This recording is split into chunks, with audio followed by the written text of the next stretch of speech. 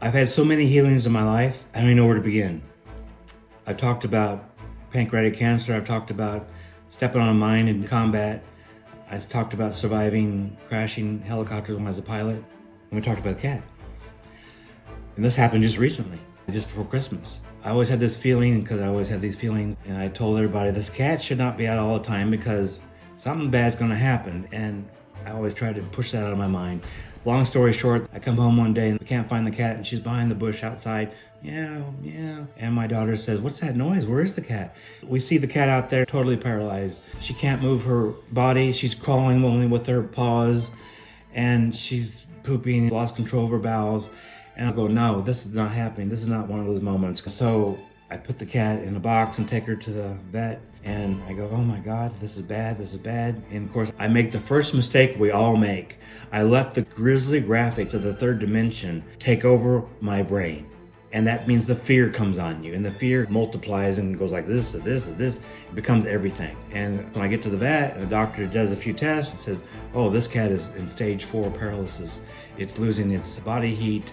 It has no blood in its gums. He's put a pin in its spine all the way to its neck. See, the cat's not even responding. We have to put the cat to sleep." And I go, "Oh my God." Because, the family arrives and the daughter's there with me. She's in tears. And I'm so overwhelmed. This is what happens when you're told you have cancer also. You're so overwhelmed, you just give into it and go, "Okay, I have pancreatic cancer. I'm dying. Okay, this mine just went off in Iraq and there's blood all over me. I'm dying. Or this helicopter's gonna crash. I'm done." You have to push through that wall, because I almost killed this cat. I almost said, "Okay, so what should we do, doctor?" "Oh, we have to put her to sleep." Anyways, family would not let me give the cat to the doctor. Thank God they didn't. Thank God. Because we came home and I go, "Oh man, I'm gonna have to look at this thing totally differently." And we spent the whole night. I talked to the cat, said, "I love you. I love you." I read the Bible over and over again, which I did to save my father 8 years ago. The doctor said he was dying too. Call the family. I said, "No, I'm not gonna call the family." I had to go deep in myself to fix myself. You always have to fix yourself first. That's the problem. Whenever you get cancer or faced with emergencies in life, you have to go deep in yourself first. And that's the hard thing, because nobody wants to go deep in themselves. You want the easy way. You want the doctor to fix it. You want a shot or a surgery to fix it.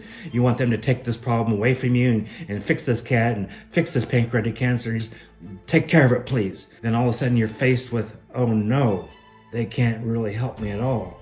This doctor can't help this cat.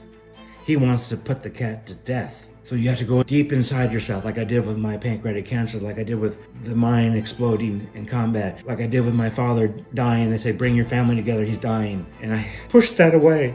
I spent the night on the Station of the Cross. But the cross was inside me. I had to go deep inside and say, "What is my highest essence? Is it matter?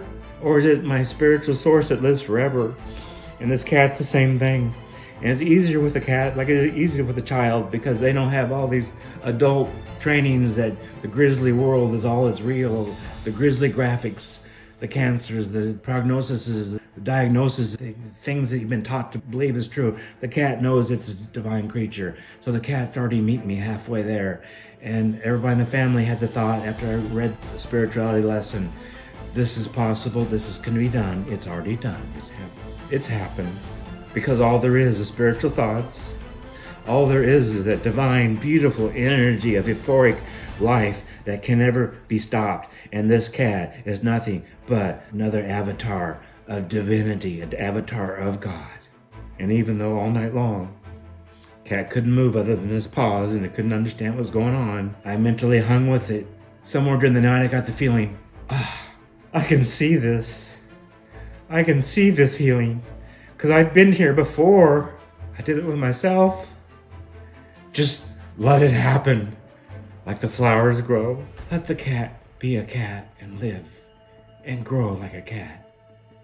And become itself again. Because it already is. God sees me and the cat as perfect creatures in his eyes. He doesn't see the grisly images of paralyzing. Because obviously the cat has been run over by a truck. It was that bad. Spine was totally gone, paralyzed. By morning, I had the image when I woke up, the cat walking. And of course the cat wasn't walking, but it already happened in my mind. And I expected it. I expected it. I knew it'd be fine.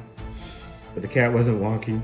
And about 10 o'clock the next day, it got back on its feet a little bit and fell over. Its tail started moving. And I go, oh my God. It's already happened. I was overwhelmed by this euphoria that I felt on the other side. The euphoria of this being able to be God.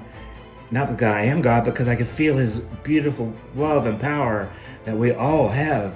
And right before me, I wasn't seeing a miracle. I was seeing divine love, and how if we love enough, we can heal the full power of divinity, just like Jesus did.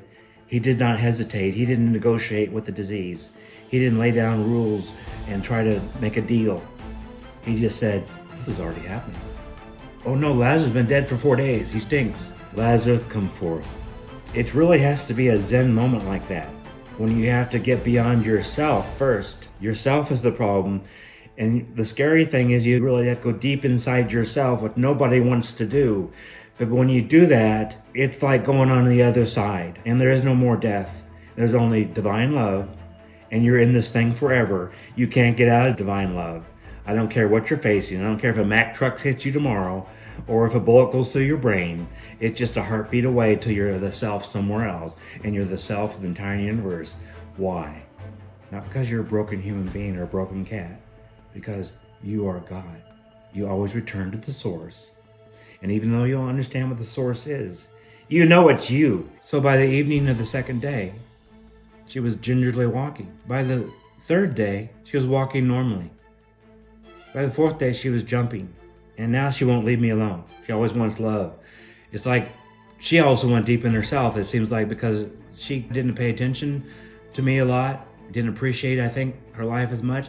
And since that healing, she's connected to me. And she goes, I know what you did. I know what happened here. It's just a secret between you and I know, but I got this.